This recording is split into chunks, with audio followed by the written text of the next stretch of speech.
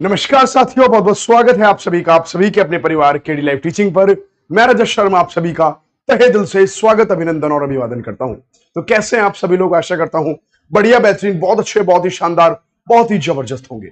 तो मेरे सभी बच्चों को मैं बताना चाहता हूं कि आज की क्लास आप सभी के लिए बहुत ज्यादा इंपॉर्टेंट होने वाली है, क्योंकि इस क्लास के अंदर हम बहुत सारी अच्छी अच्छी चीजों को देखेंगे जहां से पेपर में आपके में प्रश्न फंसते हैं। तो सबसे पहली बात, आज का जो टॉपिक रहेगा, हम पढ़ेंगे कीड़े मकोड़ों को लेकर। भैया बहुत सारे ऐसे कीड़े मकोड़े, कीट हैं जो आपके पेपर में सीधे पूछे जाते हैं और उनके बारे में हम बहुत ही डिटेल में चीजों को लेकर पढ़ने वाले हैं। तो शुरू करते हैं अपनी क्लास को बहुत ही जबरदस्त ढंग के साथ में। एक बार सभी बच्चे जल्दी से वीडियो को लाइक और शेयर कर देंगे, और आज के बाद में आपके अंदर जो ईवीएस को लेकर डर है वो बिल्कुल समाप्त हो जाएगा, ये मैं आप सभी को विश्वास दिलाता हूं। बेटा यहां पर प्रॉपर तरीके से टॉपिक वाइज डेली शाम को 4 बजे, मैंने कहा संडे हो या मंडे, डेली आपकी क्लास यहां पर चल रही है। तो आपकी topic wise plus PYQ daily शाम को 4 बजे क्लास है। तो कोई भी शाम को 4 बजे ईवीएस की क्लास से जुड़ना ना भूले, यह बात आप सभी बच्चे ध्यान रखना। और शुरू करते हैं अपनी क्लास को। देखिए सबसे पहले हम यहां पर कालबेलिया के बारे में बात कर रहे हैं। क्या है ये कालबेलिया? तो भैया कालबेलिया जो जुड़ा हुआ है ये सांप से जुड़ा हुआ है। कालबेलिया किससे जुड़ा हुआ है मेरे बच्चे? कालबेलिया सांप से जुड़ा हुआ है। तो एक सांप वो कीड़ा है जो कहीं ना कहीं कालबेलिया से जुड़ा हुआ है। ठीक है बच्चे, एक बार कमेंट ले लेता हूं भाई आप सभी के, एक बार बहुत ही जल्दी तरीके से।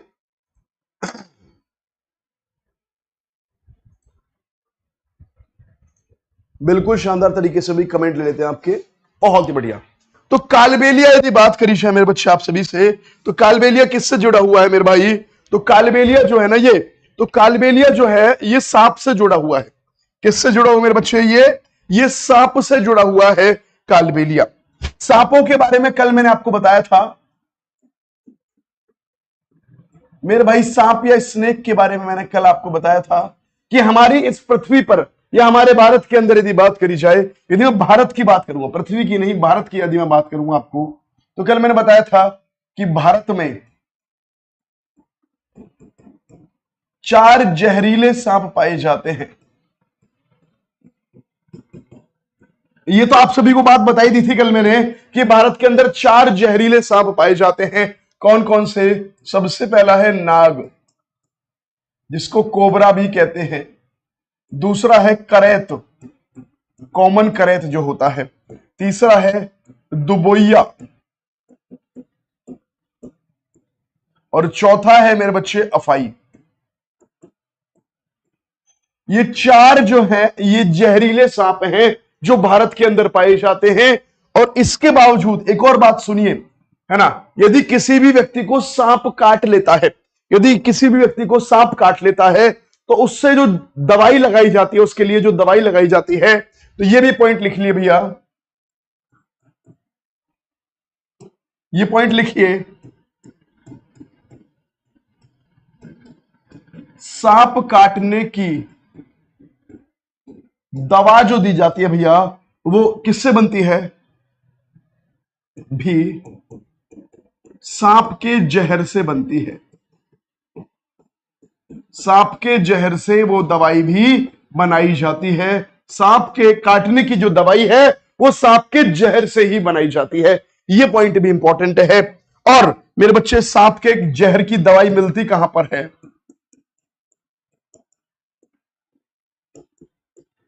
सांप काटने पर तुरंत कहां ले जाना चाहिए भैया? तुरंत हमको जो भी व्यक्ति को काटा है, तुरंत उसे जिला अस्पताल में ले जाना चाहिए। कहां पर ले जाना चाहिए? जिला अस्पताल में ले जाना चाहिए, क्योंकि वहां पर ये दवाइयां, एंटीवेनम जो है वो मौजूद होता है। अब सांप से रिलेटेड मैंने आपको बताया ये कालबेलिया है। कालबेलिया क्या होता है बच्चे? तो ये है कालबेलिया। कौन होते हैं भैया कालबेलिया? तो देखो कालबेलिया, देखो 2 चीजों के बारे में कालबेलिया में बात करता हूं मेरे भैया। मैं कालबेलिया में 2 चीजों के बारे में बात करता हूं। पेपर में यहां से प्रश्न पूछे जाते हैं, प्रॉपर कंसेप्ट पढ़ा रहा हूं, प्रॉपर आपको थ्योरी के साथ पीवाईक्यू करवा रहा हूं, इतना ध्यान रखना आप सभी बच्चे। तो कालबेलिया 2 तरह की चीज होती है भैया। एक तो होता है जनजाति, एक तो कालबेलिया जनजाति होती है ना, जो किसकी होती है, सपेरे होते हैं। तरीके से क्या होते हैं, जो सपेरे होते हैं ना, सपेरे, सांपों को पालने वाले सपेरों की जनजाति को कालबेलिया कहते हैं। वहीं पर कालबेलिया मेरे बच्चे एक नृत्य भी है। कालबेलिया क्या है मेरे बच्चे, एक लोक नृत्य भी है, जो कहां पर होता है, राजस्थान के लोग करते हैं, जो राजस्थान में होता है। कालबेलिया एक लोक नृत्य भी है जो राजस्थान में होता है। वहीं पर कालबेलिया एक जनजाति भी है जो सपेरों की जाति है। जो किसकी है भैया, सपेरों की। तो वही चीज है, ये क्या हो गई, सपेरे हो गई। कालबेलिया एक तो जो सांपों को पालते हैं, दूसरा कालबेलिया एक नृत्य भी है जो क्या है, एक लोक नृत्य है। कोई दिक्कत यहां तक की बात किसी बच्चे को कैसी भी हो तो बताइए। बहुत शानदार। तो ये तो हमने पढ़ लिया, लेकिन हमारे एनसीईआरटी में इस कालबेलिया जनजाति के बारे में चीजें दी हुई हैं। तो क्या है कालबेलिया जनजाति? तो मेरे बच्चे, जो कालबेलिया जनजाति है, सपेरों की जाति है ना। और सांप क्या होते हैं भैया, ये सांपों को पालते हैं। यह सांपों को पालते हैं, वह बीन की धुन पर सांपों को नचाते हैं।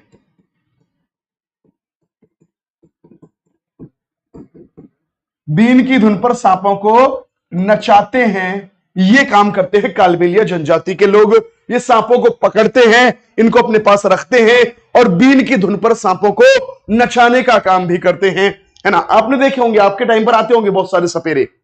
और सांप जो होते हैं भैया, इनकी पूंजी होते हैं। सांप क्या होते हैं, सांप इनकी पूंजी होते हैं। पूंजी मतलब भैया एसेट। एसेट्स मतलब इनके, जैसे हमारे पास पैसा होता है, जमीन होती है, जायदाद होती है, ऐसे ही सांप इनके लिए होते हैं, है ना। सांप इनकी जमीन जायदाद मान के चलो। और अपने बच्चों की शादी में भी भैया ये सांपों को ही देते हैं। इतनी बड़ी पूंजी होती है कि बच्चों की शादी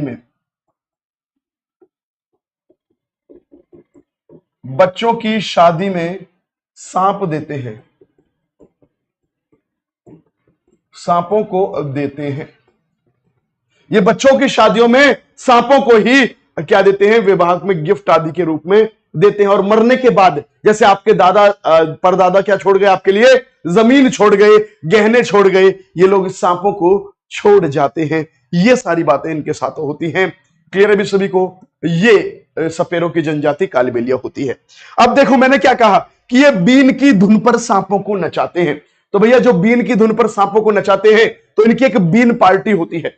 वेरी इंपॉर्टेंट बता रहा हूं मैं आप सभी को, एक एक बच्चा देखिए भैया। एक बीन पार्टी और होती है इनकी, क्या होती है मेरे भाई, इनकी एक बीन पार्टी होती है।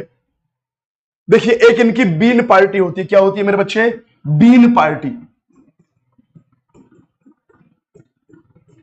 जिसमें ये 4 वाद्य यंत्रों को बजाते हैं। क्या करते हैं भैया, इस बीन पार्टी में क्या होते हैं, 4 वाद्य यंत्र होते हैं।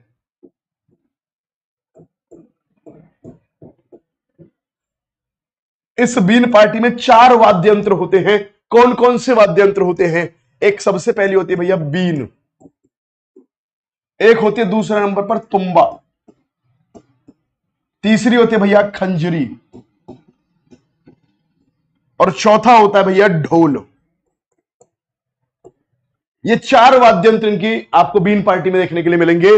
क्या क्या मिलेंगे मेरे बच्चे, बीन, तुम्बा, खंजरी और ढोल। ये 4 वाद्य यंत्र आपको इनकी बीन पार्टी में देखने के लिए मिलते हैं। और ये 4 वाद्य यंत्र जो बीन पार्टी में देखने के लिए मिलते हैं भैया, इनमें से 3, ऊपर वाले 3 कौन कौन से, यदि बात करूं आप सभी से मेरे बच्चे, देखिए, इसमें से बीन, तुम्बा, खंजरी, ये 3 जो वाद्य यंत्र हैं, ये किससे बनाए जाते हैं भैया, ये सूखी लौकी से। ये सूखी लौकी से बनाए जाते हैं। ये किससे बनाए जाते हैं भैया, ये 3 वाद्य यंत्र बीन, तुम्बा और खंजरी, इनको सूखी लौकी से बनाया जाता है। बाकी ढोल सूखी लौकी से नहीं बनता। बाकी जो ढोल है भैया, वो अन्य चमड़े आदि से बनता है। उसको चमड़े से व लकड़ी से बनाते हैं। चमड़े व लकड़ी से बनता है ढोल। बाकी बीन, तुम्बा, खंजरी आपकी सूखी लौकी से बनाई जाती है। यह भी प्रश्न पेपर में पूछा जाता है कि क्या सूखी लौकी से बनाए जाते हैं। तो ये ऊपर वाले 3 हैं। पेपर के सारी बातें बता रहा हूं आपको पेपर में आने वाली। ठीक है बच्चे, आशा करता हूं समझ रहे होंगे आप सभी बच्चे। उसके बाद बेटा एक और बहुत अच्छा पॉइंट आता है इसमें। आप सभी ने क्या सुना होगा कि आजकल देखो, पहले सर्कसों में शेर आते थे, है ना। इसके अलावा हाथी सर्कसों में आते थे। पहले लोग, है ना, भालू का खेल दिखाने आते थे। उसके अलावा बाद में फिर क्या हुआ मेरे बच्चे, है ना, सपेरे भी हमारे टाइम पर बहुत आते थे। लेकिन अब सब कुछ आना बिल्कुल बंद हो गया है। अब आप देखोगे ना तो सपेरे हैं ना कोई और है। क्यों नहीं है, क्या हो गया? तो भैया भारत सरकार ने एक अधिनियम निकाला जिसको बोलते हैं वन्य जीव संरक्षण अधिनियम। क्या बोलते हैं भैया? वन्य जीव संरक्षण अधिनियम। वन्य जीव संरक्षण अधिनियम।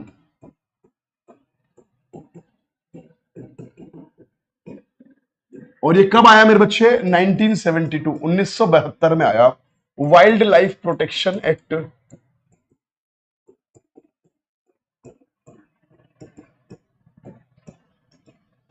1972। ये वन्य जीव संरक्षण अधिनियम या वाइल्ड लाइफ प्रोटेक्शन एक्ट 1972 जो है भैया, ये कहता है कि किसी भी जंगली जानवर को पालना या उसको नुकसान पहुंचाना एक दंडनीय अपराध है और उसके लिए आपको कारावास और सजा दोनों के दोनों हो सकती है। और इसी के तहत, ये पहले इतना जोर शोरों से लागू नहीं था, लेकिन इसी के तहत अब आप देखोगे कि सपेरे सांप नहीं पाल सकते, है ना, सर्कस वाले शेर आदियों को नहीं रख सकते। ये सारी इन सब चीजों पर रोक लगा दी गई है। तो भैया ये वन्य जीव संरक्षण अधिनियम जो है, इसको भी आपको याद रखना है। कब आया था? 1972 में। और क्या क्या चीज पर रोक लगाता है, ये सारी बातें आपको पता होनी चाहिए। वेरी इंपॉर्टेंट है। मैं आपको ईमानदारी से बता रहा हूं। देखिए बच्चों, मैं आपको कंप्लीट थ्योरी करवा रहा हूं और ये एक बार करवाई जाएगी। ऐसा नहीं है कि मैं हर फिर ना, जब तक आपका सीटेट होता रहेगा तो रोज हर क्लास में थ्योरी होगी, नहीं। अब आपको प्रॉपर टॉपिक वाइज थ्योरी चल रही है और ये आपको रेगुलर पढ़ते हुए चलना है। उसके बाद क्या होगा, जब ये थ्योरी कंप्लीट हो जाएगी फिर मैं केवल प्रैक्टिस सेट पर उतर जाऊंगा और फिर बच्चे मुझसे कहेंगे कि सर थ्योरी पढ़ाओ, तब नहीं थ्योरी पढ़ाऊंगा मैं। इसलिए आप सभी के लिए प्रॉपर थ्योरी पढ़ाई जा रही है और आपको उसको प्रॉपर तरीके से पढ़ना है, टॉपिक वाइज पढ़ना है। और मैं इतना कह सकता हूं कि भैया प्रश्न जो आएगा वो इन थ्योरी से, इन क्वेश्चन से, मेरी क्लास से, इस बोर्ड से बाहर नहीं आएगा। मैं गारंटी लेता हूं इस चीज की। और दूसरी बात, सीटेट की पूरी पूरी गारंटी है। दूसरी बात मेरे बच्चे, आप देख लेना, पूरे यूट्यूब पर सब टीचर पढ़ाते हैं, बहुत अच्छा पढ़ाते हैं सब लोग, और मैं भी पढ़ाता हूं। लेकिन एक बार उनके पढ़ाने का सबका और एक बार मेरे पढ़ाने का और दिमाग में सेट होने का तरीका आप देख सकते हैं कि किस लेवल की मेहनत मैं आप सभी के लिए करता हूं। बेटा कंटेंट तो सब बनाते हैं, लेकिन उस शिद्दत के साथ में, उस मेहनत के साथ में आपको कौन पढ़ाता है, आपको उस भरोसे के साथ कौन पढ़ाता है, इस बात को आप देख सकते हैं, है ना। तो सभी बच्चे बिल्कुल इस वीडियो को लाइक और शेयर किया करें जबरदस्त तरीके के साथ में। और डेली शाम को 4 बजे ईवीएस की क्लास में ही लाइव जुड़ना, ये बात ध्यान रखना आप सभी को। अब बात लेकर चलते मेरे बच्चे, सांप के दांतों के बारे में बता दिया था मैंने कि 2 खोखले दांत होते हैं जो जहर छोड़ने के काम आते हैं। वो सारी बातें हम देख चुके थे। अब अगले पॉइंट की तरफ लेकर चलता हूं मेरे बच्चे, है ना। अब अगली बात करता हूं भैया मच्छरों के संबंधित। अब मैं मच्छरों से संबंधित बात को कर लेता हूं। मच्छरों से संबंधित बात को अब हम करते हैं। मच्छर भी एक कीड़ा है, बहुत जबरदस्त पेपर में आता है। यहां से देखिए, सबसे पहले मैं बात कर लेता हूं मेरे बच्चे आप सभी से मच्छर के बारे में।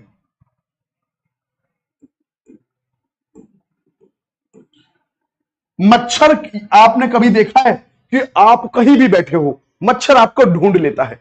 कैसे ढूंढ लेता है सर? इसके अंदर ऐसी क्या खास बात है जो ये हमें ढूंढ लेता है ना। हम ऊपर छत पे जाके बैठ जाए तब वहां पर मच्छर नहीं होंगे, लेकिन थोड़ी देर बाद वहां पर मच्छर आ जाएंगे। हम कमरे में हो, मच्छर नहीं होंगे, थोड़ी देर बाद वहां पर मच्छर आ जाएंगे। जहां भी हम लोग खड़े होते हैं वहां पर मच्छर हमें कैसे ढूंढ लेते हैं? मच्छरदानी तक के अंदर मच्छर आ जाते हैं, पी पी पी पी करते हुए। क्यों आते हैं सर? इसके अंदर क्या है, ये हमें कैसे ढूंढ पाते हैं? क्या हमारे अंदर से कोई अलग चीज आती है? तो देखो बच्चे, सभी बच्चे देखेंगे भैया, देखिए मच्छर आपको कैसे ढूंढते हैं। तो ये ढूंढते कैसे हैं? तो बच्चे इनकी बात करी जाए तो ये आपको ढूंढते हैं, ये आपके शरीर की गंध,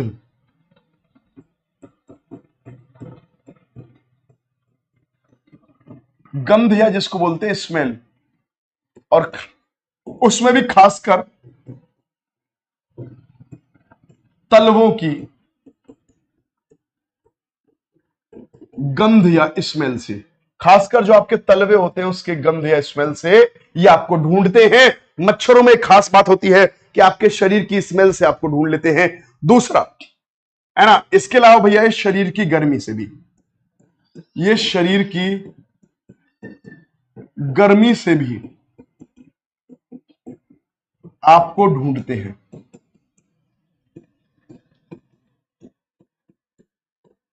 तो मच्छर आपको किस तरीके से ढूंढते हैं? आपके बॉडी की स्मेल, हर किसी की बॉडी में एक अलग अलग स्मेल आती है, और खासकर आपके तलवों की, पैर के जो तलवे होते हैं ना, खासकर तलवों की गंध से आपको ढूंढते हैं। इसके अलावा आपके शरीर में गर्मी होती है, उस गर्मी से भी आप तक पहुंच जाते हैं और आपको वहां पर जाके खाते हैं। ठीक है बच्चे, तो मच्छर आपको कैसे ढूंढते हैं ये आपके पेपर में सवाल आएगा। आप दोनों पॉइंट याद रखना, एनसीईआरटी में दोनों पॉइंट दिए हुए हैं और दोनों पॉइंट आपको याद रखने हैं। चलते हैं अगले पॉइंट की तरफ आप सभी को लेकर। देखिए भैया, अब बात करते हैं सर, अब है ना मच्छर ये रहते कहां हैं, है ना। तो रहने से पहले अब अगली बात करते हैं मेरे भैया मच्छरों की, कि सर मच्छर से कौन कौन से रोग होते हैं, मच्छरों से फैलने वाले रोग। मच्छरों से फैलने वाले रोग, मच्छरों से रोग फैलता है, कोई रोग मच्छरों से होता नहीं है, मच्छर तो उसको फैलाने का काम करते हैं, वाहक का काम करते हैं। तो मच्छरों से फैलने वाले रोग कौन कौन से हैं, तो उसकी तरफ देख लेते हैं मेरे बच्चे। तो सबसे पहला रोग है जिसको बोलते हैं मलेरिया। इस मलेरिया के बारे में डिटेल में पढ़ेंगे। दूसरा है डेंगू, तीसरा है मेरे बच्चे चिकनगुनिया,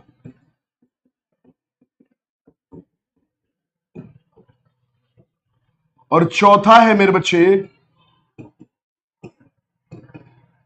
फाइलेरिया। तो ये 4 रोग हैं, पेपर में पूछा जाता है कि बताइए इनमें से कौन से रोग हैं जो मच्छरों द्वारा फैलाए जाते हैं। तो भैया ये 4 रोग हैं जो मच्छरों द्वारा फैलाए जाते हैं। कौन कौन से? मलेरिया, डेंगू, चिकनगुनिया और फाइलेरिया। ये 4 रोग हैं, ये 4 डिजीजेस हैं जो मच्छरों द्वारा फैलाए जाते हैं। क्लियर है भी सभी को? बहुत ही शानदार मेरे बच्चे, वेरी वेरी इंपॉर्टेंट है। पेपर में सीधा प्रश्न पूछता है मच्छरों द्वारा फैलाए जाने वाले रोग, मलेरिया, डेंगू, चिकनगुनिया और फाइलेरिया, ये 4 रोग हो गए। अगली बात करता हूं मेरे बच्चे, तो सबसे पहले मलेरिया के बारे में बात कर लेते हैं। अब आपको मलेरिया के बारे में बात करते हैं, है ना, कि ये गया यारो इसको मलेरिया हुआ। असली में देखा जाए तो मलेरिया बीमारी किससे होती है भैया? मलेरिया जो बीमारी है ये प्रोटोजोआ से होती है, ये प्रोटोजोआ से होती है, और खासकर प्लास्मोडियम, प्लास्मोडियम प्रोटोजोआ से। खासकर देखा जाए तो प्लास्मोडियम प्रोटोजोआ से ये रोग होता है मलेरिया आपको। लेकिन इसको फैलाता कौन है? तो भैया इसको फैलाने वाले कौन होते हैं? तो फैलाने वाले एक मच्छर होता है। इसको फैलाता कौन है भैया? तो इसको फैलाते हैं, इसको फैलाता कौन है? तो इसको फैलाता है भैया मादा एनीफिलेज मच्छर। मादा मतलब फीमेल, मादा एनीफिलेज मच्छर जो है वो इसको फैलाने का काम करता है। मादा एनीफिलेज मच्छर होता है वो इस मलेरिया रोग को फैलाता है। ठीक है भैया, ये बात किसने पता लगाई कि ये मच्छर जो है मादा एनीफिलेज ये मलेरिया रोग को फैलाता है? पहले की एक कहानी सुनाता हूं आपको। पहले ये जो मलेरिया रोग है ना, जहां पर बहुत अधिक बरसात होती थी वहां पर बहुत ज्यादा मलेरिया रोग फैलता था, है ना। जहां पर पानी पानी बहुत होता था ना, वहां लोग मलेरिया रोग फैलता था। मलेरिया वहां पर इसका नाम क्यों रखा गया? क्योंकि मलेरिया का मतलब था वहां की भाषा में बुरी हवा। आप कहते हो कि यार ये तो कोई भूत प्रेत वाली कोई बुरी हवा चली है, और उस हवा की वजह से क्या हो गया, यहां के लोग को बीमार होने लगे और मरने लगे। लोगों को पता ही नहीं था ये बीमारी क्या है क्या नहीं है, तो उन्होंने उसका नाम बुरी हवा दे दिया। और वहां पर बुरी हवा का मतलब था मलेरिया, तो इसलिए इस बीमारी का नाम मलेरिया डल गया। लोगों को नहीं पता था कि इससे क्या हो रही है, बहुत सारे लोग मर रहे हैं, दबादब मर रहे हैं, दबादब मर रहे हैं, किसी को कुछ पता ही नहीं है। ठीक है ना। तो एक दिन एक व्यक्ति थे, तो आपको क्या लिखना है, मलेरिया का मतलब क्या होता है मेरे बच्चे। तो आपसे कभी पूछे तो मलेरिया का मतलब है, इसका मतलब यदि आपसे पूछे तो इसका मतलब होता है भैया बुरी हवा। इस मलेरिया रोग को की पहचान किसने करी, तो भैया एक व्यक्ति थे जिनका नाम था रोनाल्ड रॉस। एक दिन की बात है, क्या हुआ, रोनाल्ड रॉस के पास में एक माइक्रोस्कोप था, सूक्ष्मदर्शी था, है ना। तो उसमें ये ब्लड को टेस्ट कर रहे थे, चीजों को देख रहे थे, है ना। तो क्या हुआ, एकदम ये एक मरीज का खून टेस्ट कर रहे थे जिसको शायद ये मलेरिया रोग था।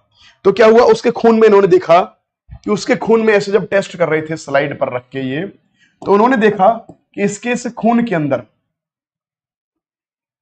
क्या देखा मेरे बच्चे, उन्होंने देखा कि इसके इस खून के अंदर, जैसे खून की एक ये स्लाइड सी है, इस खून के अंदर इन्होंने देखा यार ये तो अजीब अजीब तरह के कुछ कीड़े से दिखाई दे रहे हैं, कुछ अजीब तरह के कीड़े से दिखाई दे रहे हैं।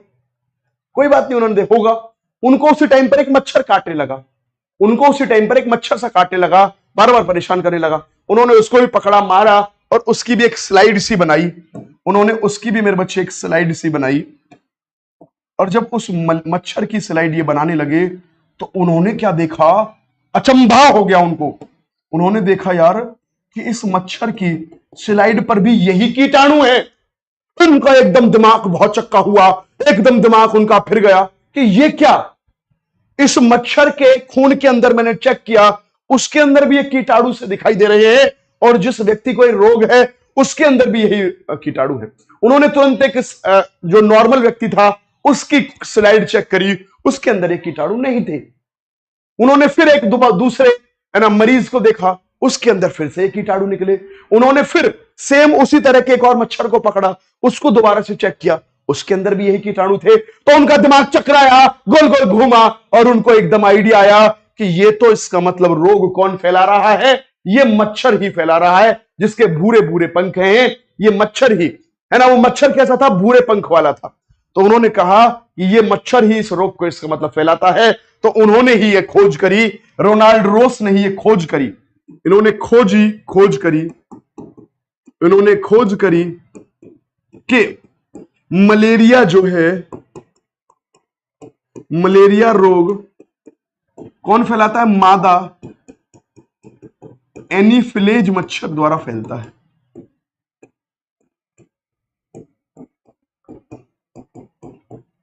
तो इसके लिए डॉक्टर रोनाल्ड रोस को क्या हुआ, 1902 में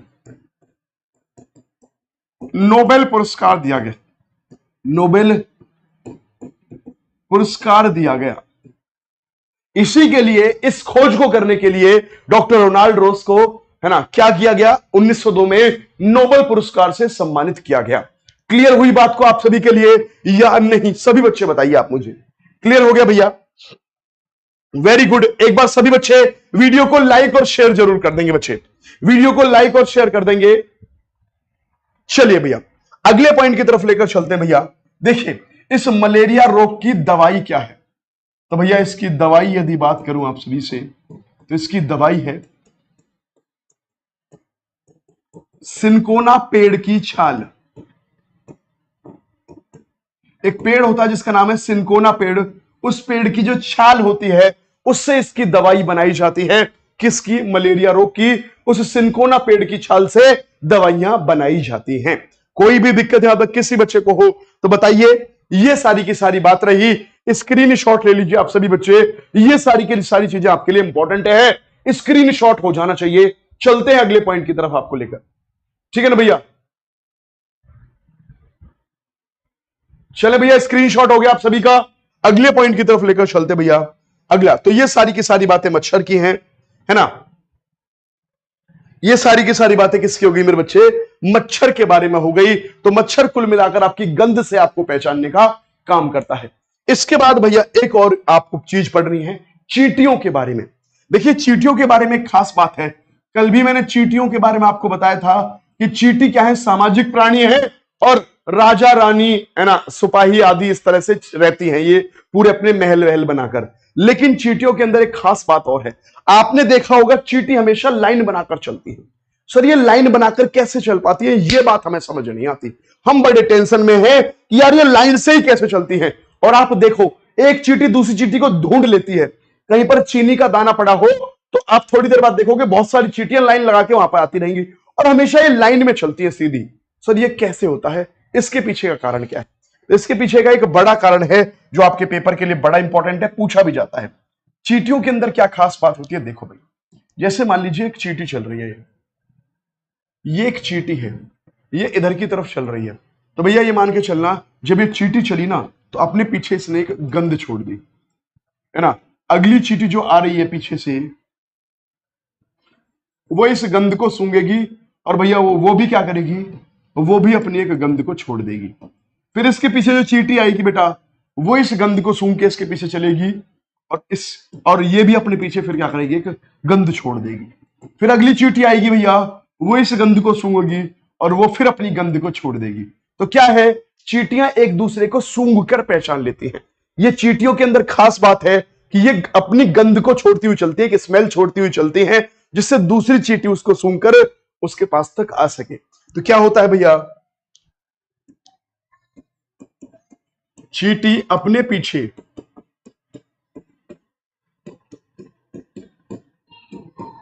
गंध छोड़ती चलती है,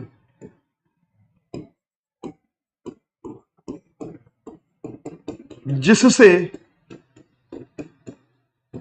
दूसरी चींटी उसे सूंघकर उसके पीछे आ सके। जैसे आपने पुरानी पिक्चरों में देखा था ना कि गुंडे क्या करते थे, हीरोइन को पकड़ के ले जाते थे और हीरोइन अपने ये जो सोने की चीजें थी है ना या कुछ थी उसको ऐसे रास्ते में फेंकती चली जाती थी, जिससे कि क्या है जो हीरो है आएगा और वो फिर उसको उन चीजों से उसका पीछा करता हुआ पीछे आ जाएगा, है ना। ये अपना खून गिराती हुई चलती थी वो, जिससे हीरो आएगा और उसके पीछे खून को वो है ना देखता हुआ उसके पीछे पीछे आ जाएगा। यही काम चींटियां करती है एक तरीके से। क्लियर है भी सभी को, कोई भी दिक्कत यहां तक किसी को? बहुत ही शानदार। इसलिए चींटियां कतार में चलती हैं, चींटियां इसलिए हमेशा एक लाइन में चलती हैं, हमेशा याद रखना इस बात को। चलते हैं अगले पॉइंट की तरफ आपको लेकर, है ना। चींटियों के बाद भैया एक और खास कीड़ा है जिसका नाम है रेशम का कीड़ा। बहुत इंपॉर्टेंट है रेशम का कीड़ा, है ना। रेशम के कीड़े की तो एक अलग ही बात है। ये एक गाना गाता है, क्या गाना गाता है कि तू धरती पे चाहे जहां भी रहेगी, तुझे तेरी खुशबू से पहचान लूंगा, अगर बंद हो जाएंगी मेरी आंखें, तुझे तेरी खुशबू से पहचान लूंगा। तो ये गाना गाता है रेशम का कीड़ा। मैं नहीं गा रहा, रेशम का कीड़ा गा रहा है। ये रेशम के कीड़े के अंदर क्या खास बात है, ये गाना याद रखना बस आप, है ना। तो भैया रेशम का कीड़ा क्या खास गाना गाता है कि तुझे तेरी खुशबू से पहचान लूंगा। तो ये अपनी मादा को उसकी खुशबू से पहचान लेता है, कई किलोमीटर दूर से पहचान लेता है कि मेरी मादा वहां पर है और उसे उसकी खुशबू से पहचान लेता है ये रेशम का कीड़ा। कैसे होता है? तो रेशम का कीड़े के अंदर क्या खास बात होती है, रेशम का कीड़ा अपनी मादा या फीमेल को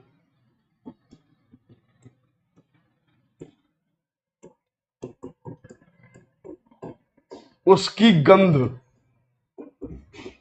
या स्मेल से कई किलोमीटर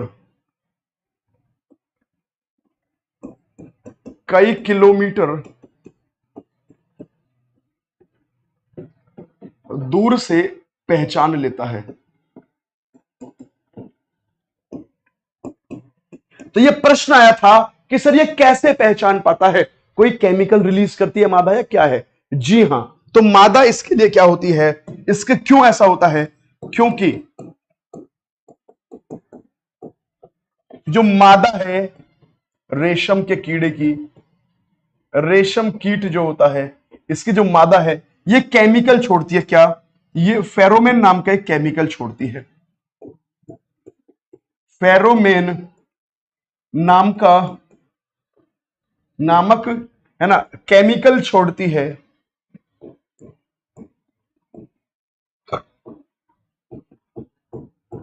जिसकी वजह से इस फेरोमेन की खुशबू से कई किलोमीटर दूर से आ जाती है और इसको पता पड़ जाता है कि मेरी मादा वहां पर है। तो ये बात ध्यान रखना, ठीक है भैया। तो अब तक आपने कौन कौन से ऐसे कीड़े देखे जो सूंघ कर, है ना यदि बात करें या अपने साथियों को पहचान लेते, है ना। मच्छर देखो अपने साथियों को नहीं पहचान रहे थे, हमें पहचान रहे थे।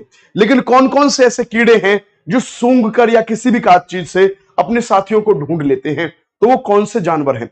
तो ये कौन से कीड़े हैं?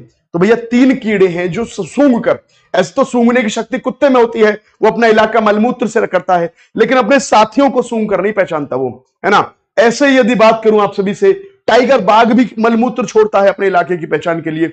लेकिन ऐसे तो भैया यदि हम बात करेंगे, मच्छर हमें सूंघ कर पहचानता है, लेकिन यहां पर आ रही है कि अपने साथी को सूंघ कर कौन पहचानता है, या साथी को कौन ढूंढ लेता है? तो भैया देखो, साथी को ढूंढने की यदि बात करें, साथी को ढूंढने वाले कीड़े पेपर में आता है, वाले कीट या कीड़े कौन है भैया? तो देखो, सबसे पहला आपने पढ़ा अभी सबसे पहला आपने पढ़ा चींटी। चींटियों के अंदर क्या है कि एक चींटी क्या करेगी मेरे बच्चे? वो केमिकल छोड़ेगी और दूसरी उसे सूंघते हुए उसको ढूंढ के पहचान लेगी। दूसरा भी आपने देखा रेशम का कीड़ा, और तीसरा भैया कल आपने देखा था क्या कि जब फूल मिले तो नाचो नाचो नाचो, जब फूल मिले तो नाचो नाचो नाचो। तो कौन नाच रहा था मेरे बच्चे? आपने देखा था कल की क्लास में, मैंने आपको बताया था मधुमक्खियों के बारे में कि मधुमक्खी एक ऐसे कीड़े हैं जब वो श्रमिक मक्खी को क्या करती हैं, फूल की खोज में जाती हैं कि आधे इधर जाओ आधे इधर जाओ, बाकी मेरे पीछे आओ, और वो फूल ढूंढती हैं, और उसमें से किसी एक मधुमक्खी को भी यदि फूल मिल जाता है तो वो विशेष प्रकार का डांस करती है, जिससे बाकी सारी मधुमक्खियां उसको ढूंढ लेती हैं और वहीं पर आके क्या करती हैं मेरे बच्चे? वहां पर आकर वो फूल के पराग को चुनती हैं। तो मधुमक्खी भी इसका एक आंसर आ जाएगा मेरे बच्चे। मधुमक्खियों के अंदर भी होती है कि वो अपने साथी को डांस के माध्यम से ढूंढ लेती हैं, है ना। तो ये 3 ऐसे कीट हैं जो अपने साथियों को या तो खुशबू या किसी और अन्य चीज के माध्यम से ढूंढ लेते हैं। ये बातें ध्यान रखना आप सभी बच्चे, ठीक है ना भैया? क्लियर है भी सभी का तक की बातें? चलते हैं अगले पॉइंट की तरफ। अगले कीड़े के बारे में बात कर लेते हैं मेरे बच्चे।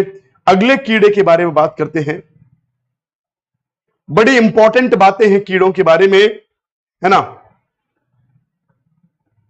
देखिए भैया, जब कीड़ों की ही बात कर रहे हैं आप सभी से, तो आपने देखा होगा कि आपके लकड़ियों में कीड़े लग जाते हैं, है ना। आपके फर्श में, कच्चे फर्श में कीड़े लग जाते हैं, उनसे बचाव कैसे किया जाए, है ना। आपने देखा होगा कि मिट्टी के जो घर होते हैं उसमें, मिट्टी के घरों में कीड़े लग जाते हैं, और मिट्टी के घर में कीड़े लग जाते हैं, उस मिट्टी के दीवारों को खोखला आदि कर देते हैं, तो बड़ी दिक्कत होती है। इसीलिए मिट्टी के घर को कीड़े से बचाने के लिए वहां के लोग क्या करते हैं मेरे बच्चे? इसके बचाव के लिए क्या करते हैं? इसको ऐसे करते हैं, मतलब गोबर प्लस मिट्टी से इसकी लिपाई करते हैं।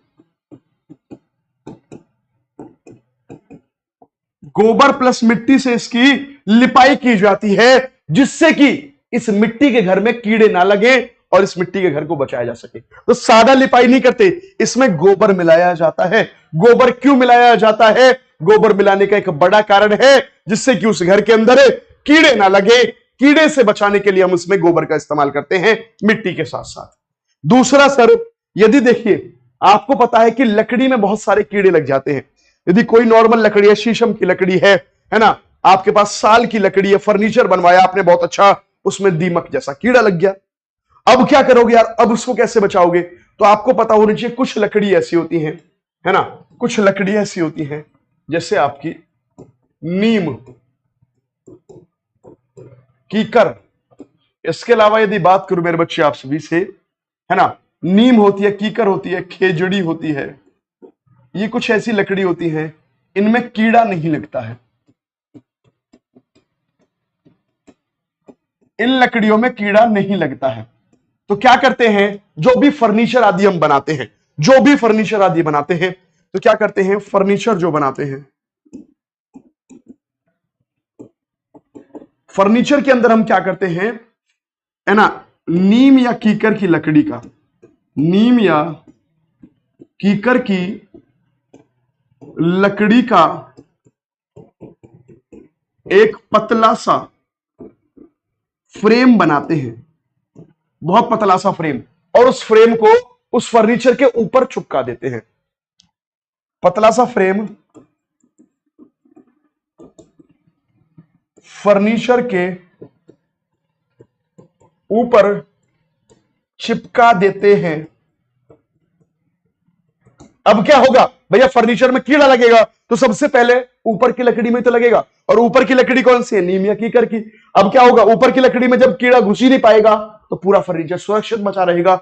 इसलिए हम अपने फर्नीचर या लकड़ी आदियों को बचाने के लिए हमने बेड बनवाया, ड्रेसिंग टेबल बनवाई, है ना, कुछ अलमारी बनवाई, कुछ और बनवाया लकड़ी का, उसमें कीड़ा ना लगे तो क्या करेंगे, पूरा फर्नीचर नॉर्मल लकड़ी का बनवाओ, बस उसके ऊपर हल्का सा नीम और कीकर का पतला सा फ्रेम लगा दो, जिससे कि उसके ऊपर कीड़ा नहीं लगेगा और लकड़ी कीड़े से बच जाएगी। इस प्रकार से मेरे बच्चे आप क्या कर सकते हो, है ना, बचा सकते हो लकड़ी को अपनी को कीड़ा आदि लगने से, है ना। बीज में कीड़ा, आपने देखा होगा आपके यहां पर गेहूं आते हैं, कुछ और चीज आती है, तो वो बीज होते हैं, उस बीज में कीड़ा लगने से क्या बचाते हैं, आप नीम के पत्ते डाल सकते हो। नीम के पत्ते डालने से उसमें बीज में कीड़ा नहीं लगेगा, नीम के पत्ते डालने से बीज में कीड़ा नहीं लगेगा। इसके अलावा यदि आपको केमिकल डालना है ना, तो नीम के पत्ते से बच जाएगा, या एक केमिकल होता है सल्फाइड, सल्फाइड केमिकल होता है, ये भी भैया कीड़ों से बचाता है, लेकिन ये जहर होता है ना, तो उसका इस्तेमाल बहुत सारे लोग नहीं करते, नीम के पत्तों का इस्तेमाल करते हैं और उसको कीड़े से बचाया जा सकता है। इस प्रकार से चीजों को हम कीड़े से बचा सकते हैं। कोई भी दिक्कत यहां तक किसी बच्चे को किसी भी तरह की दिक्कत परेशानी हो तो बताइए, है ना बच्चे। तो मेरे बच्चे आप सभी को मैंने बताया था, है ना, मलेरिया के बारे में बताया था मैंने आपको कि मलेरिया मादा एनीफिलीज मच्छर से होता है। इसको हम दवाई के रूप में क्या देते हैं, सिनकोना पेड़ की छाल देते हैं। किसने पता लगाया मलेरिया के बारे में, डॉक्टर रोनाल्ड रोस ने इसके बारे में पता लगाया, है ना। अब अगली एक और पॉइंट आती है, भैया मलेरिया को आप होने से कैसे रोक सकते हैं, भैया मलेरिया को आप होने से कैसे रोक सकते हैं। तो मेरे बच्चे यदि कभी भी आपसे मलेरिया रोकने की बात की जाती है, देखिए यदि आपको मलेरिया होने से रोकना है तो कैसे रोकोगे, तो सबसे बड़ी बात है, मच्छर होता है पानी में, तो मच्छर पानी के अंदर होता है, तो मच्छर का उसको जन्म लेने से रोक दो, है ना। तो बच्चे को क्या कर सकते भैया आप, है ना, अपने आसपास नाली में पानी जमा ना होने दें। अपने आसपास जो भी आपकी नाली है, अपने आसपास जो भी भैया नालियां हैं, उनमें नालियों में पानी नहीं जमा होने दें, पानी नहीं जमा होने दें, ठीक है भैया। नालियों की सफाई करें। इसके अलावा एक और तरीका है भैया, क्या कर सकते हैं, मिट्टी का तेल भी आप डाल सकते हैं। अब मिट्टी का तेल डालने से क्या होता है, आपको पता है कि मच्छर पानी में जन्म लेते हैं, तो पानी में उनके लार्वा होते हैं। जैसे ही भैया आप उसके ऊपर मिट्टी का तेल डालोगे तो तेल पानी से जो क्या होता है, हल्का होता है, तो तेल ऊपर की तरफ आ जाएगा और उन लार्वा जो अंडे होते हैं उनकी ऑक्सीजन सप्लाई कट जाएगी। जब ऑक्सीजन ही नहीं मिलेगी तो भैया वो मर जाएंगे लार्वा, और इस तरीके से आप मच्छरों को मार सकते हो, वो पैदा ही नहीं होंगे। इसलिए मिट्टी का तेल डालकर भी आप क्या कर सकते हो, बचाव कर सकते हो। इसके अलावा क्या होती है भैया, आप मच्छरदानी का प्रयोग कर सकते हो, मच्छरदानी का प्रयोग आप कर सकते हो। इससे क्या होगा भैया, ये एक ऐसा प्रयोग है, देखो पानी नहीं जमा होगा तो मच्छर मर जाएंगे, मिट्टी का तेल डालोगे तो मच्छर मर जाएंगे, है ना। लेकिन मेरे बच्चे, है ना, मछलियां डाल दोगे वहां पर पानी में तो मच्छर मर जाएंगे, लेकिन मच्छरदानी लगाने से आप मच्छरों के को रोक नहीं रहे, आप मच्छरों को मार नहीं रहे, उनको अपने पास आने से रोक रहे हो, है ना। मच्छरदानी के आसपास खूब सारे मच्छर घूमेंगे, लेकिन आप मच्छरदानी के आराम से अंदर सोओगे, क्यों, क्योंकि मच्छर अंदर नहीं घुस पा रहे। तो आपसे एक बार पेपर में पूछा गया है कि बताइए इनमें से कौन सा तरीका है जिससे आप मच्छरों को बिना मारे हुए उनसे बचाव कर सकते हैं। तो बिना मारे हुए बचाव करना है तो मच्छरदानी का प्रयोग करके आप बिना मारे हुए मच्छर से बचाव कर सकते हैं। आप बच्चे कहने सर मिट्टी का तेल नहीं मिलता, केरोसिन नहीं मिलता, तो आप कोई भी तेल डालो। मिट्टी का तेल तो इसलिए डाला जाता था कि वो सस्ता होता था। आप पेट्रोल डालो, डीजल डालो, कोई भी तेल डालो, सरसों का तेल डाल दो, देसी घी डाल दो, कोई भी डाल दो, वो सब काम वही करेगा कि वो पानी के ऊपर आ जाएगा, जिससे क्या होगा, मच्छरों की ऑक्सीजन सप्लाई कट जाएगी और वो मर जाएंगे। यह एक बार क्वेश्चन भी पूछा गया था आपका इस तरह का। क्लियर है भी सभी को? अगले पॉइंट की तरफ लिखते हैं। मच्छरों से होने वाले रोग बता दिए थे, मलेरिया, डेंगू, चिकनगुनिया और फाइलेरिया, 4 रोग बताए थे। इसके अलावा भैया मक्खी भी एक इंसेक्ट है, और मक्खी से होने वाले रोग कौन से हैं? इससे जो रोग होते हैं वो कौन से होते हैं भैया? मक्खी गंदगी पर जाती है और गंदगी से आकर जब खाने पर बैठती है तो पेट संबंधी रोग होते हैं। पेट संबंधी रोग होते हैं भैया इस मक्खी की वजह से। जैसे क्या? जैसे दस्त, है ना, पेचिश, ये सारे के सारे रोग इसकी वजह से होते हैं। पेचिश, दस्त, ये मक्खी से होने वाले रोग हैं, जो पेट संबंधी बीमारियां होती हैं मक्खी की वजह से। क्लियर है भी सभी को यहां तक की बातें? तो मेरे बच्चे, ये सारी की सारी चीजें हमने देखी आपकी। अब लेकर चलते भैया आप सभी को अपने सवालों की तरफ। अब आप सभी को अपने सवालों की तरफ लेकर चलते हैं। देखिए भैया,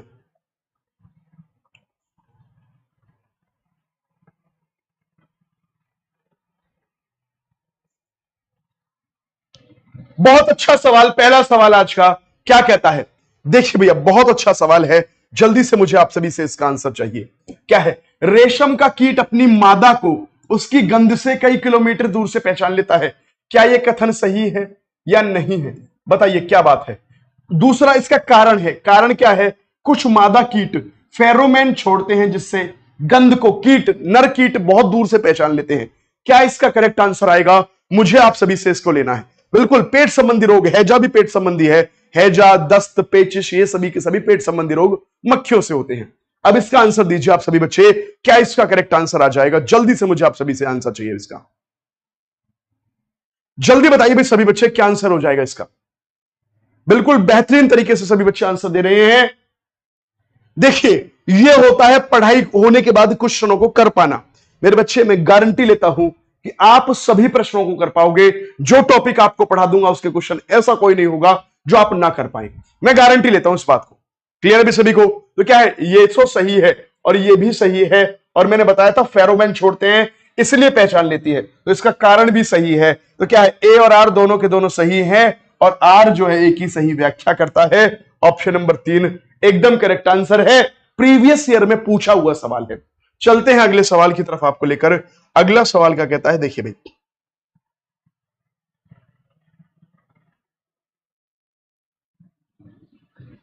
देखिए बच्चे, बहुत अच्छा सवाल है, मलेरिया से संबंधित।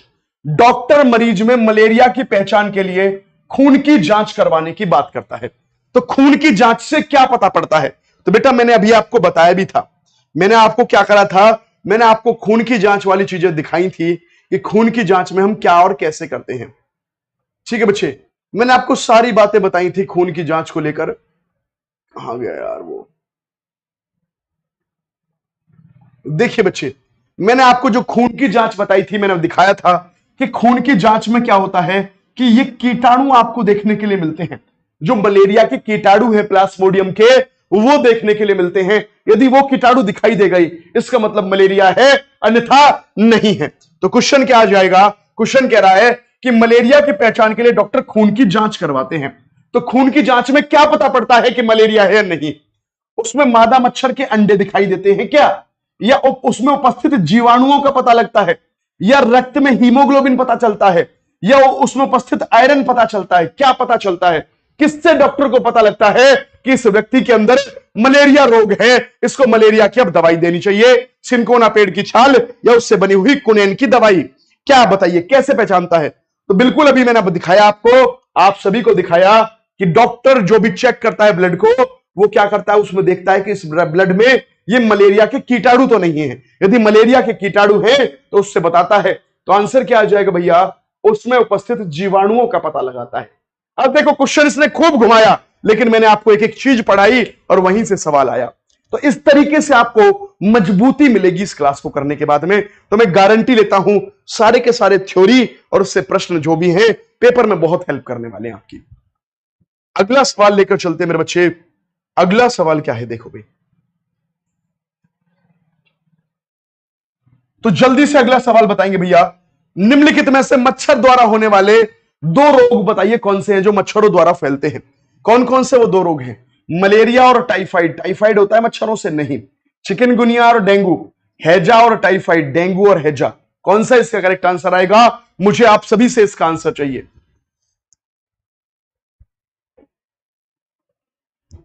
कोई भी दिक्कत यहां तक किसी बच्चे को? बेटा एक एक बात दिमाग में सेट हो जाएगी, मैं गारंटी से कहता हूं इससे बेहतरीन क्लास पूरे यूट्यूब पर आपको नहीं मिल सकती। जिस बच्चे ने अभी तक पढ़ा नहीं है, जिस बच्चे ने अभी तक पेड क्लास नहीं ली है, वो रामबाण क्लास है उसके लिए। किसी को भी भेज देना, पेपर में टॉप कराकर ही छोड़ेगी ये क्लास आपको। जल्दी बताइए कौन सा है मच्छर द्वारा होने वाले रोग? कौन से रोग है मच्छरों द्वारा होने वाले? तो भैया चिकनगुनिया और डेंगू। मलेरिया भी होता है, हैजा नहीं होता, टाइफाइड नहीं होता, डेंगू होता है, हैजा नहीं होता। तो कौन कौन से बताए थे? मलेरिया, डेंगू, चिकनगुनिया और फाइलेरिया। चार है, फाइलेरिया भी होता है एक। ठीक है बच्चे। अगला सवाल देखिए, मच्छर आपको कैसे ढूंढ पाते हैं? तो जल्दी बताइए मच्छर आपको कैसे ढूंढ पाते हैं? मच्छर प्रायः हमें परेशान करते हैं, अंधेरे में भी हमें ढूंढ लेते हैं। कैसे?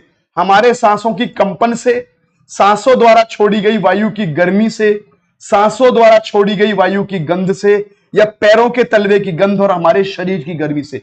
तो भैया वायु की गर्मी से नहीं करते, हमारे शरीर की जो गर्मी होती है और हमारे तलवों की जो गंध है। इसका मतलब ऑप्शन नंबर 4 एकदम करेक्ट आंसर है। ऑप्शन नंबर 4 एकदम करेक्ट आंसर है, इसका एकदम सटीक आंसर है। क्लियर है भी सभी को यहां तक की बातें? ऑप्शन नंबर 4 एकदम करेक्ट हो गया। एक एक बात पेपर में पढ़ी हुई आएगी, प्रीवियस ईयर निकाल के देख लेना। इससे संबंधित कोई भी प्रीवियस ईयर होगा आप उसे छोड़ के नहीं आओगे, पेल कर ही आओगे आप उसे। अगला सवाल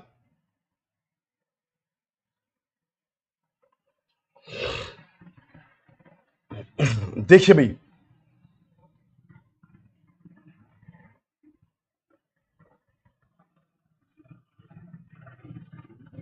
अगला बहुत अच्छा सवाल है। क्या है अगला सवाल? देखिए बच्चे, मच्छरों को प्रजनन की रोकथाम के लिए कई विधियां प्रस्तावित हैं। मच्छरों को रोकने के लिए हम बहुत सारे तरीके इस्तेमाल करते हैं। निम्नलिखित में से वो विधि ज्ञात कीजिए जिससे मच्छरों के प्रजनन को नहीं रोकती। मतलब जो मच्छरों के प्रजनन को नहीं रोकती, लेकिन हम मच्छरों से अपना बचाव कर सकते हैं। अभी बताकर आया था मच्छरदानी। मच्छरदानी मच्छरों को पैदा होने से नहीं रोकती। देखो अब मिट्टी का तेल डालोगे उससे मच्छर पैदा ही नहीं होंगे, है ना। पानी नहीं इकट्ठा होने दोगे उससे मच्छर पैदा ही नहीं होंगे। मछलियां डाल दोगे उससे मच्छर मर जाएंगे, पैदा ही नहीं होंगे। लेकिन मच्छरदानी ऐसी है जो प्रजनन को तो नहीं रोकती है, लेकिन भैया मच्छरों से बचाव करती है। तो क्या है, कूलर के पानी में कम से कम 2 सप्ताह बाद बदलें। बदलने से क्या है, मच्छर ही नहीं पैदा होंगे। तालाब और पानी इकट्ठा होने पर मछली डालें, भैया इससे भी प्रजनन खत्म हो जाएगा इनका। मच्छरदानी का प्रयोग है जो प्रजनन को रोकता ही नहीं है। यदि किसी स्थान पर पानी है तो उसमें तेल छिड़क दें, तेल भी मच्छरों को मार देता है, लेकिन मच्छरदानी मारती नहीं है, ये केवल बचाव करती है। तो आंसर ऑप्शन नंबर 3 आ जाएगा। क्लियर है अभी सभी को? कोई भी दिक्कत हो तो यहां तक बताइए। कोई भी किसी बच्चे को दिक्कत हो, मेरा पढ़ाना अच्छा लगता हो तो प्लीज लाइक शेयर करें। वीडियो में एक चीज होती है हाइप करना, तो हाइप भी जरूर करा करें। क्या होता है, कमेंट बॉक्स में जब इधर की तरफ आते हो ना आप ऐसे करके, है ना, जब वीडियो खत्म हो जाती है तो कमेंट बॉक्स में, है ना, ऐसे आप इधर की तरफ ऐसे करोगे इस तरह से उंगली, तो आपको हाइप का एक बटन दिखाई देगा। सभी बच्चे हाइप जरूर करा करें वीडियो को। ठीक है भैया। अगला सवाल यदि बात करेंगे, देखिए भैया एक और पॉइंट है, ऐसा रोग जिसमें कपकपी के साथ तेज बुखार आता है ना, और इसमें सिनकोना पेड़ की छाल से इलाज किया जाता है। तो सिनकोना पेड़ की छाल से हम किस में इलाज कर रहे थे भैया? मलेरिया में। तो मलेरिया का एक लक्षण और लिख लो। इसका एक लक्षण होता है, क्या लक्षण होता है कि भैया इसका लक्षण होता है कपकपी के साथ तेज बुखार आता है इसके अंदर। इसमें क्या होता है, ठंड लगती है, कपकपी होती है, शिवरिंग होती है और उसके साथ तेज बुखार आता है। तो भैया इसके ये कौन सा रोग है? मलेरिया। और इसमें सिनकोना पेड़ की छाल देकर आपका इलाज किया जाता है, तो मलेरिया रोग है। आप सभी बच्चे इसको कर पा रहे हो।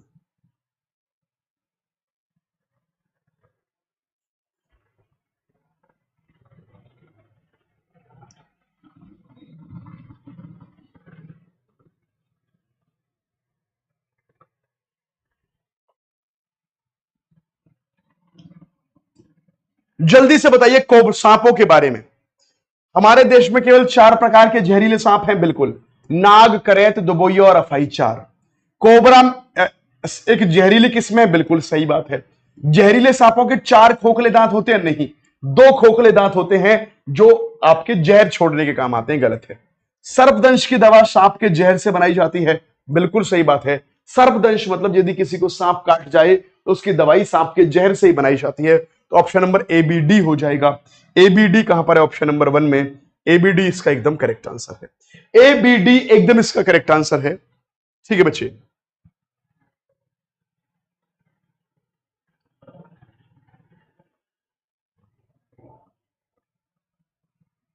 तो मेरे साथी, आशा करता हूं कि चीजें आपको एक एक बात समझ में आ गई होगी।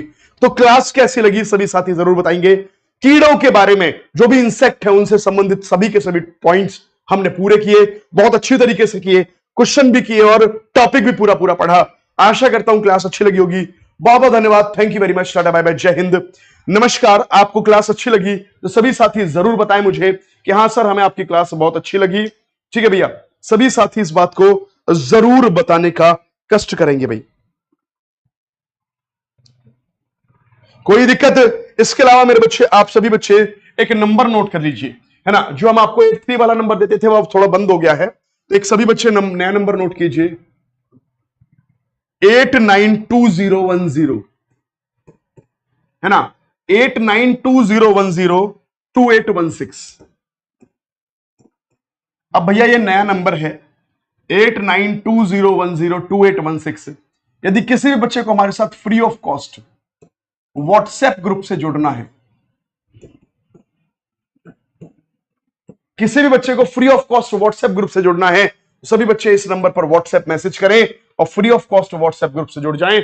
8920102816 ये नंबर स्क्रीनशॉट ले लीजिए, नोट कर लीजिए। और भैया सभी बच्चे इसके माध्यम से हमारे फ्री व्हाट्सएप ग्रुप में जुड़ सकते हैं। तो बहुत बहुत धन्यवाद। Thank you very much. Tata bye bye, जय हिंद, नमस्कार। मिलते हैं कल शाम 4 बजे। कल कोई भी बच्चा क्लास को मिस ना करे, इतना जबरदस्त टॉपिक है कल आपके लिए। चलते हैं, धन्यवाद। वीडियो को लाइक करें, शेयर करें, कमेंट करें। क्लास कैसी लगी सभी साथी कमेंट करेंगे, ठीक है ना। एक कंप्लीट पीडीएफ आपको जल्दी मैं दूंगा टेलीग्राम पर। तो कल